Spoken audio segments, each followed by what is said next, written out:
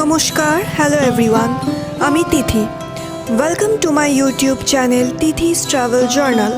তিথিস travel জার্নালের একটা নতুন ব্লগে আপনাদের সকলকে স্বাগত জানাই।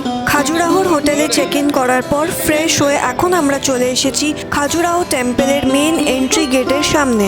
আমরা এখন খাজুরাহোর ওয়েস্টার্ন গ্রুপ অফ টেম্পলের এন্ট্রি গেটের সামনে দাঁড়িয়ে আছি। চলুন এবার ভেতরে যাই। খাজুরাহো মন্দিরে আপনারা দুভাবে প্রবেশ করতে পারেন।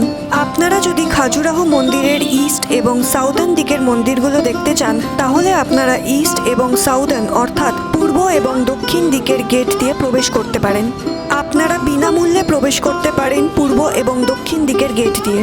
আর আপনারা যদি খাজুরাহো মন্দিরের ওয়েস্টার্ন গ্রুপের মন্দিরগুলো দেখতে চান, তাহলে আপনাদের খাজুরাহো মন্দিরের ওয়েস্টার্ন গেট দিয়ে ঢুকতে হবে। আমরা খাজুরাহো মন্দিরের ওয়েস্টার্ন গেট অর্থাৎ পশ্চিম গেট দিয়েই ঢুকছি। আপনারা 40 টাকা অর্থাৎ 40 রুপিস দিয়ে এন্ট্রি টিকিট কেটে ঢুকে যেতে পারেন খাজুরাহো মন্দিরের ওয়েস্টার্ন অর্থাৎ পশ্চিম গেট দিয়ে। আপনারা যদি ওয়েস্টার্ন গেট দিয়ে ঢোকার টিকিট অনলাইনে কাটেন, তাহলে আপনাদের পার টিকিট পড়বে 35 টাকা অর্থাৎ 35 rupees per ticket for Indian citizen, আর 600 টাকা পড়বে ফরেনারদের জন্য। 15 বছরের কম বয়সী শিশুদের জন্য প্রবেশ সম্পূর্ণ বিনামূল্যে। খাজুরাহো মন্দির সপ্তাহে প্রতিদিন সকাল 6টা থেকে সন্ধ্যে 6টা পর্যন্ত খোলা থাকে। খাজুরাহো মন্দিরের ওয়েস্টার্ন গেট দিয়ে প্রবেশ করার পর বাঁদিকে দেখতে পাবেন একটা ওয়াশরুম। পশ্চিম দিকের প্রবেশদ্বারে স্ক্যান বোর্ড থেকে আপনারা স্ক্যান করে টিকিট কেটে আপনারা প্রবেশ করতে পারেন খাজুরাহো মন্দিরে। খাজুরাহো মন্দির পরিদর্শনের জন্য আপনাদের যদি গাইডের প্রয়োজন হয়, আপনারা তাহলে পশ্চিম দিকের প্রবেশদ্বার থেকে গাইড নিতে পারেন। খাজুরাহো মন্দিরে গাইডের পারিশ্রমিক চার্ট আপনাদের সাথে শেয়ার করে রাখলাম।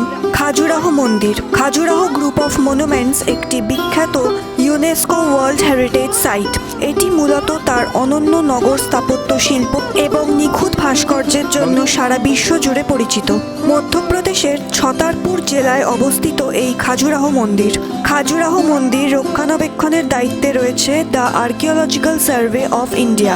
1986 সালে ইউনেস্কো খাজুরাহো মন্দিরকে বিশ্বের ঐতিহ্যবাহী স্থান অর্থাৎ ওয়ার্ল্ড হেরিটেজ সাইট হিসাবে ঘোষণা করে। খাজুরাহো মন্দিরের চারপাশের পরিবেশ অপূর্ব সুন্দর। খাজুরাহো মন্দিরের পশ্চিম দিকের এন্ট্রি গেটের টিকিট কাউন্টার থেকে খাজুরাহো মন্দিরের পশ্চিম দিকের মূল প্রবেশদ্বারে পৌঁছানোর দুটি উপায় রয়েছে। আপনারা চাইলে পায়ে হেঁটে পৌঁছতে পারেন, আর তা না হলে 20 টাকার বিনিময়ে ইলেকট্রিক রিক্সার মাধ্যমেও পৌঁছতে পারেন। আমরা কিছুজন পশ্চিম দিকের মূল প্রবেশদ্বারে পায়ে হেঁটেও পৌঁছেছি, আবার কিছুজন ইলেকট্রিক রিক্সার মাধ্যমেও পৌঁছেছে। খাজুরাহো মন্দিরের চারপাশটা অপূর্ব সুন্দরভাবে সাজানো রয়েছে। পশ্চিম দিকের টিকিট কাউন্টার থেকে পশ্চিম দিকের মূল প্রবেশদ্বার পর্যন্ত পৌঁছতে পায়ে হেঁটে সময় লাগবে 12 থেকে 15 মিনিট, আর ইলেকট্রিক রিক্সাতে সময় লাগবে 6 থেকে 10 মিনিট অর্থাৎ 6 to 10 মিনিটস। আমরা এখন প্রায় পৌঁছে গেছি খাজুরাহো মন্দিরের পশ্চিম দিকের মন্দিরের মূল প্রবেশদ্বারের সামনে।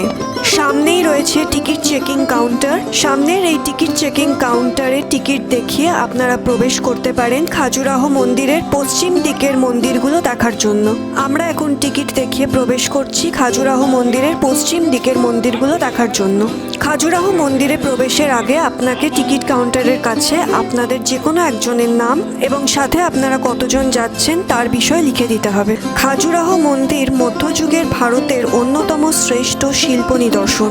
মধ্য ভারতে বুন্দেলখণ্ড অঞ্চলে রাজত্ব করা চান্ডেলা রাজবংশের রাজাদের হাত ধরে এই মন্দিরগুলি সৃষ্টি হয়। মূলত 950 খ্রিস্টাব্দ থেকে 1050 খ্রিস্টাব্দের মধ্যে মাত্র 100 বছরের একটি সময়কালের মধ্যে এই বিশাল মন্দিরের কমপ্লেক্সটি তৈরি করা হয়েছিল। যশবর্মন এবং ধংদেবের মতো বিখ্যাত চান্ডেল রাজাদের আমলে এখানকার প্রধান মন্দিরগুলি নির্মিত হয়। ত্রয়োদশ শতাব্দীতে চান্ডেলা রাজবংশের পতন ঘটলে এই অঞ্চলটি তার রাজনৈতিক গুরুত্ব হারায়। এরপর ধীরে ধীরে চারিপাশের ঘন জঙ্গলগুলি মন্দিরগুলোকে গ্রাস করে নেয়। বন্য প্রকৃতির এই চাদর মন্দিরগুলোকে মুসলিম আক্রমণকারীদের হাত থেকে রক্ষা করেছিল। 1838 সালে ক্যাপ্টেন TM বার্ট নামের একটি ব্রিটিশ প্রকৌশলী স্থানীয় শিকারীদের সহায়তায় জঙ্গলের মধ্যে লুকিয়ে থাকা এই স্থাপত্যের সন্ধান পান এবং তা পুনরায় বিশ্বের নজরে আনেন। ঐতিহাসিক তথ্য এবং শিলালিপি অনুসারে 10ম শতাব্দীতে এখানে মূল 85টি মন্দির ছিল, যা প্রায় 20 বর্গ কিলোমিটার এলাকা জুড়ে বিস্তৃত ছিল। কিন্তু সময়ের নিষ্ঠুরতা এবং রক্ষণাবেক্ষণের অভাবে এবং প্রাকৃতিক দুর্যোগের কারণে বর্তমানে মাত্র 20 থেকে 25টি মন্দির অক্ষত অবস্থায় টিকে রয়েছে। স্থাপত্য শৈলী এবং ভৌগোলিক অবস্থানের ওপর ভিত্তি করে এই মন্দিরগুলোকে মূলত 3টি ভাগে ভাগ করা হয়েছে। প্রথম, পশ্চিম মন্দির গোষ্ঠী অর্থাৎ ওয়েস্টার্ন গ্রুপ অফ টেম্পলস। এটি খাজুরাহ মন্দিরের সবচেয়ে বড় এবং জনপ্রিয় এলাকা। এর মধ্যে রয়েছে কান্ডারিয়া মহাদেব মন্দির। এটি এই কমপ্লেক্সের বৃহত্তম এবং সবচেয়ে জমকালো মন্দির। ভগবান শিবের উদ্দেশ্যে উৎসর্গকৃত এই মন্দিরে 800রও বেশি ভাস্কর্য রয়েছে। তারপর রয়েছে লক্ষণ মন্দির। ভগবান বিষ্ণুর রূপ বৈকুণ্ঠের উদ্দেশ্যে তৈরি এই মন্দিরটি এখনও খুব ভালোভাবে সংরক্ষিত রয়েছে। তারপর রয়েছে দেবী জগদম্বী মন্দির। এটি তার অত্যন্ত সূক্ষ্ম এবং চমৎকার যুগল ভাস্কর্যের জন্য বিখ্যাত। তারপর রয়েছে মাতঙ্গেশ্বর মন্দির। এটি এই চত্বরের একমাত্র জীবন্ত মন্দির যেখানে আজও নিয়মিত শিবের পূজা অর্চনা করা হয়। দ্বিতীয় ভাগ, পূর্ব মন্দির গোষ্ঠী অর্থাৎ ইস্টার্ন গ্রুপ অফ টেম্পলস। এই অংশে হিন্দু এবং জৈন ধর্মের সহাবস্থানের প্রমাণ মেলে। জৈন মন্দির সমূহ, এর মধ্যে আদিনাথ এবং শান্তিনাথের মন্দির প্রধান আকর্ষণ। এখানকার শান্ত পরিবেশ এবং মার্জিত খোদাই কাজ দেখার মতো। হিন্দু মন্দির সমূহ, এর মধ্যে বামন এবং জাভারি মন্দির হলো অন্যতম। তৃতীয় ভাগ, দক্ষিণ গোষ্ঠী মন্দির অর্থাৎ সাউদার্ন গ্রুপ অফ টেম্পলস। এর মধ্যে পড়ছে দুলাদেও মন্দির। এটি চান্দেলা শিল্পের শেষ যুগের নিদর্শন, যেখানে অপ্সরা এবং স্বর্গীয় অপ্সরাদের সুন্দর মূর্তি রয়েছে। চতুর্ভুজ মন্দির, এই মন্দিরের বিশেষত্ব হল এটি পূর্বমুখী না হয়ে পশ্চিমমুখী এবং এর দেওয়ালে কোনো কামোদ্দীপক ভাস্কর্য নেই। এখানে বিষ্ণুর একটি বিশাল 4 হাত বিশিষ্ট মূর্তি রয়েছে। এবার আসি খাজুরাহ মন্দিরের স্থাপত্য শৈলীর দিকে। খাজুরাহ মন্দিরগুলো উত্তর ভারতের নগর শৈলী মেনে তৈরি হয়েছে।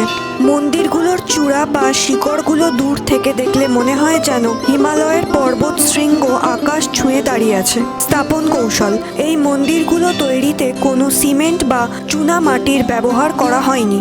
বিশাল আকার বেলেপাথরগুলোকে নিখুঁত খাঁজ কেটে একে অপরের সাথে লক করে বানানো হয়েছে। আজও হাজার হাজার বছর ধরে এইভাবেই এই মন্দিরগুলি দাঁড়িয়ে আছে। খাজুরাহ মন্দিরের সন্ধেবেলার আকর্ষণ লাইট অ্যান্ড সাউন্ড শো। এই শোটি মধ্যপ্রদেশ ট্যুরিজম আয়োজিত একটি সন্ধ্যাকালীন অত্যন্ত জনপ্রিয় শো। এখানে চান্দেল রাজবংশের ইতিহাস এবং মন্দিরের পেছনের গল্প তুলে ধরা হয়। এই শোটি বলিউডের কিংবদন্তি অভিনেতা অমিতাভ বচ্চনের কণ্ঠস্বর ব্যবহার করা হয়।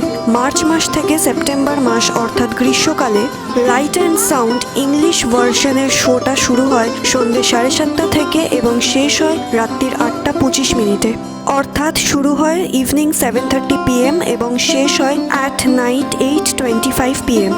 আর এর হিন্দি ভার্সন শুরু হয় রাত্রির 8:40 থেকে এবং শেষ হয় রাত্রির 9:35। অর্থাৎ এটি শুরু হয় অ্যাট নাইট 8:40 PM এবং শেষ হয় অ্যাট নাইট 9:35 PM। আর অক্টোবর মাস থেকে ফেব্রুয়ারি মাস অর্থাৎ শীতকালে light and sound English version show শুরু হয় সন্ধ্যে 6:30 থেকে এবং শেষ হয় রাত্রির 7:25। অর্থাৎ শো শুরু হয় ইভিনিং 6:30 PM এবং শেষ হয় অ্যাট নাইট 7:25 PM। আর হিন্দি ভার্সনের শো শুরু হয় রাত্রির 7:40 থেকে এবং শেষ হয় রাত্রির 8:35। অর্থাৎ শুরু হয় অ্যাট নাইট 7:40 PM আর শেষ হয় at night 8:35 PM। Light and sound শোয়ের টিকিট মূল্য ভারতীয় প্রাপ্তবয়স্কদের জন্য 250 টাকা অর্থাৎ 250 রুপিস পার হেড এবং শিশুদের জন্য 100 টাকা অর্থাৎ 100 রুপিস পার হেড। আর বিদেশি প্রাপ্তবয়স্কদের জন্য 700 টাকা পার হেড অর্থাৎ 700 রুপিস পার হেড এবং বিদেশি শিশুদের জন্য 350 টাকা অর্থাৎ 350 রুপিস পার হেড। খাজুরাহ মন্দির এবং তার স্থাপত্য শিল্প সত্যি অসাধারণ। আগামী দিনে আপনারাও যদি মধ্যপ্রদেশ আসার পরিকল্পনা করেন তাহলে অবশ্যই খাজুরাহ মন্দির এসে দেখে যাবেন। আমার এই ব্লগ যদি আপনাদের ভালো লেগে থাকে তাহলে প্লিজ তিথিস ট্রাভেল জার্নাল এই ইউটিউব চ্যানেলটা সাবস্ক্রাইব করে দেবেন আর সাথে লাইক, শেয়ার আর কমেন্ট করে দেবেন। ভালো থাকবেন সবাই।